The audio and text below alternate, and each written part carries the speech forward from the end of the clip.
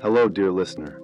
How lovely to have you here, taking a moment to explore a topic that is so fundamental to your emotional well-being, setting healthy boundaries in your relationships. Breathe with me for a moment, a deep, conscious breath. Sometimes just creating this small space can be the first step towards recognizing where we need more clarity in our relationships. Setting boundaries is often misunderstood. Some see it as creating walls, as pushing people away, as an act of separation. But in fact, healthy boundaries are about more authentic connections, about honoring both yourself and others, about creating relationships that can truly flourish. Understanding boundaries, what they are and why they matter. Imagine your being like a precious garden. Boundaries are like the fence that defines where your garden ends and the other person's garden begins. Without this clear delineation, your space can be inadvertently invaded, your resources depleted, your most delicate flowers trampled underfoot. Boundaries are not hostile barriers, but respectful demarcations that communicate.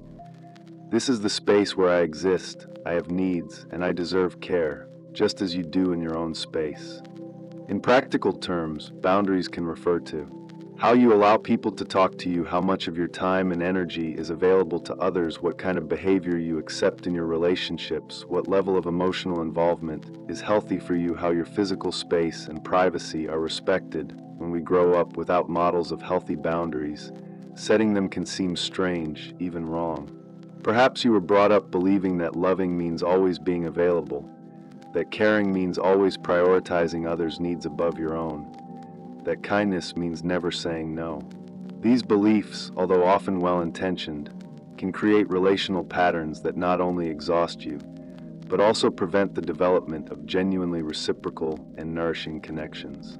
The root of guilt, why we feel bad about setting limits, guilt about setting limits, is such a common experience that it deserves our compassionate attention.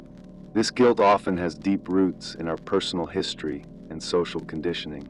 Perhaps you grew up in an environment where your needs were secondary, where expressing discomfort was seen as selfish, where sacrifice was the measure of love.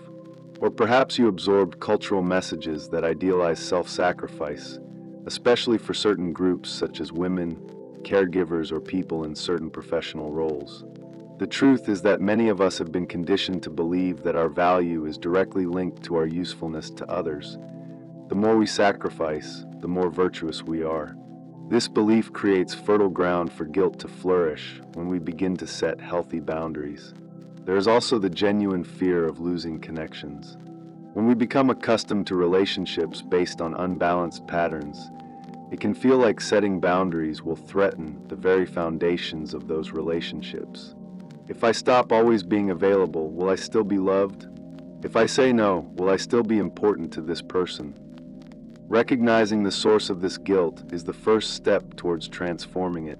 It's not about denying the feeling, but understanding it with compassion, knowing that it's a natural response to your conditioning, not a precise indicator that you're doing something wrong. Signs that your boundaries need attention. Our body and emotions often signal to us when limits are needed, even before our conscious mind recognizes it. You can identify some of these signs in your own experience.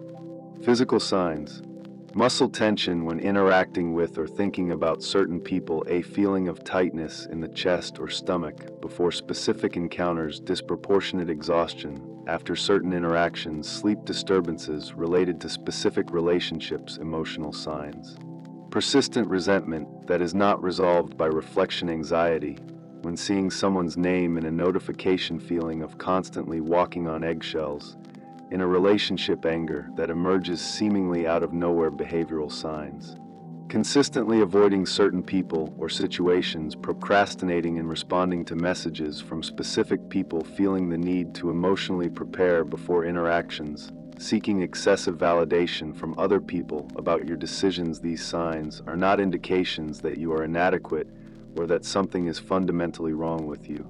They are valuable messengers, alerting you that something in your relationship needs adjusting, that some boundary needs clarifying or strengthening. The language of boundaries: clear and compassionate communication. Setting boundaries effectively requires language that is clear and direct, but also compassionate. It's not about accusing the other person, but about communicating your needs and expectations. Here is a simple structure that you can adapt to various situations. Neutral observation of the situation, without judgment or accusation, expressing how it affects you, using I instead of you. Clear request for what you need, natural consequence or explicit limit, when necessary. For example, instead of saying, "You always interrupt me, it's so disrespectful," you could say, "I've noticed that several times during our conversation, I've been interrupted before finishing my thought, observation. When this happens, I feel devalued and lose my train of thought, impact. I wish we could each finish speaking before the other starts, request. If this keeps happening, perhaps we should continue this discussion at another time, consequence." This approach keeps the focus on your experience and need, not on a judgment about the other person's character or intentions. Some useful starting phrases for different contexts. 4 time and energy limits. I value our time together, and I also need to dedicate space to other areas of my life. I don't have the capacity to take on any more commitments at the moment. I need to check my schedule before confirming. For emotional limits. I understand that you're going through a difficult time, and I also need to look after my own well-being. I don't feel comfortable discussing this particular subject. I need some time to process this before we continue the conversation. For physical and spatial boundaries. I'd rather you ask me before borrowing something. I need some time alone to recharge. I'm not comfortable with that kind of physical contact. Remember that clarity is kindness. Ambiguous or partially expressed boundaries create confusion and often more conflict in the long run. Dealing with uncomfortable reactions. One of the biggest challenges when setting boundaries is dealing with the negative reactions that can arise. When you change the pattern of a relationship, it's natural to encounter resistance, even from people who genuinely care about you. Some common reactions include blaming. You've changed. You're being selfish. You don't care about me anymore. Victimization. After all I've done for you, I would never deny you that. Minimizing. You're overreacting. It's not that big a deal. You're too sensitive. Retaliation. Withdrawal, silent treatment, passive-aggressive comments. When faced with these reactions, remember, their reaction is information about them, not about you. It often reveals their own fears, insecurities, and attachment patterns. You are not responsible for their feelings. You can be compassionate without taking on the burden of managing other people's emotions. Initial resistance doesn't mean you have to back down. Often, after the initial discomfort, relationships can rebalance into a healthier dynamic. Some relationships may not survive healthy boundaries. This is a painful but important reality. Relationships that require you to sacrifice your well-being in order to exist are not truly nourishing. Practice responding, not reacting, to these situations. You can acknowledge the other person's feelings without invalidating your own need. I understand that this is different from what we're used to and may be uncomfortable. Still, this boundary is important for me and for the long-term health of our relationship. Setting boundaries in different contexts. Boundaries with family relationships often carry the deepest layers of conditioning and unstated expectations. Setting boundaries with family can be particularly challenging because these relationships began before you had a choice or a voice. Remember that redefining family dynamics is a process. Be consistent but patient. Acknowledge small progress and be prepared to repeat your boundaries several times before they are fully integrated into family interactions. For families with deep-rooted dysfunctional communication patterns, consider starting by setting boundaries in less emotionally charged areas, gradually building towards more significant issues. Boundaries at work. The professional environment presents its own challenges for setting boundaries. Power hierarchies, organizational culture, and concerns about job security can complicate your ability to set and maintain healthy boundaries.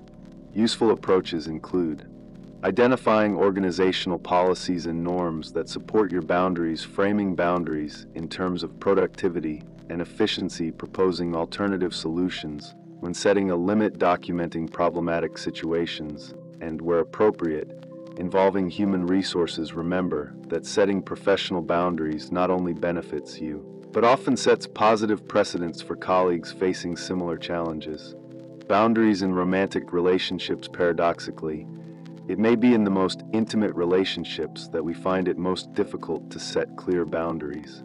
The desire for closeness, the fear of rejection, and romanticized ideas about love as total fusion can obscure the importance of maintaining a healthy sense of individuality. Clear boundaries in romantic relationships don't diminish intimacy. They create the safe space where true intimacy can flourish. As the poet Khalil Gibran wrote, "Let there be spaces in your union, and let the winds of heaven dance between you." Discussions about boundaries in these relationships are most effective when approached as a collaborative effort to build a stronger relationship, not as a restriction or withdrawal. The transformative impact of healthy boundaries: as you consistently practice setting healthy boundaries, profound transformations begin to take place. Deeper self-knowledge. The process of identifying and expressing boundaries requires you to connect with your true needs and values. What was once a vague feeling of discomfort becomes a clear understanding of what does and doesn't work for you. More authentic relationships. When we remove the layer of resentment that arises from a lack of boundaries, we can be truly present with others. Connections become based on genuine choice and mutual respect, not obligation or fear. Greater energy and vitality. The amount of energy we spend on unbalanced relationships is astonishing. When we redirect this energy into activities and relationships that nourish us, we often experience a renewed sense of vitality, expanded capacity for intimacy. Counterintuitively, clear boundaries create the psychological security necessary for genuine vulnerability. When we know we can protect ourselves when necessary, we become more willing to open our hearts in the appropriate circumstances. Model for others. By setting healthy boundaries, you silently give others permission to do the same. Your example can be the catalyst for positive change that goes far beyond your immediate circle. Practices for ongoing cultivation. Setting boundaries is an ongoing practice, not a destination.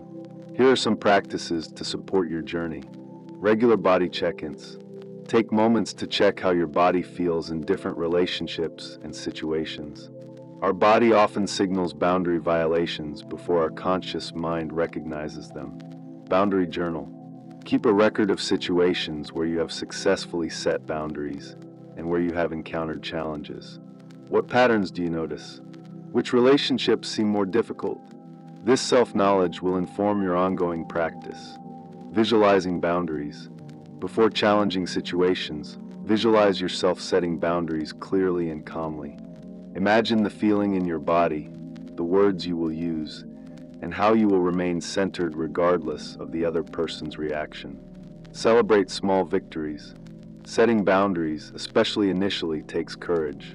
Acknowledge and celebrate each small step, the gentle but firm no, the difficult conversation you initiated, the moment you honored your intuition. Supportive community.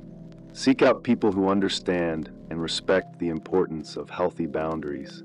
This could be friends, family, support groups, or a therapist. Having supportive witnesses to your journey can make a significant difference. An invitation to the road ahead. As we conclude our time together, I invite you to consider a small first step you could take today. Maybe it's simply noticing where you feel uncomfortable in a relationship. Maybe it's practicing a boundary sentence in the mirror. Maybe it's starting a conversation you've been putting off. Remember that setting healthy boundaries is not about perfection, but about progress. There will be times when you revert to old patterns, times when guilt resurfaces. When this happens, offer yourself the same compassion you would offer a dear friend. And know this for sure: every time you honor your limits, you're not just taking care of yourself. You're contributing to a world where authentic relationships, mutual respect, and genuine connection can flourish. This is a gift not just for you, but for everyone in your life. Take another deep breath. Feel the calm strength that comes from honoring your truth. This strength has always been within you. Now it's just a matter of allowing it to express itself more fully in all areas of your life.